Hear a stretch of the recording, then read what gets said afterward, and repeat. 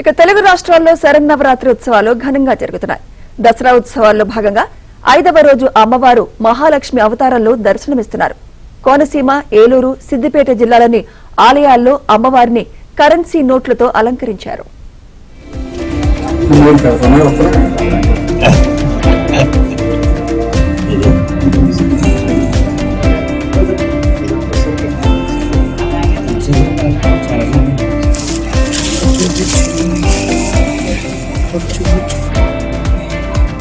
ఐదవ రోజు అమ్మవారు మహాలక్ష్మి అవతారంలో దర్శనమిస్తున్నారు.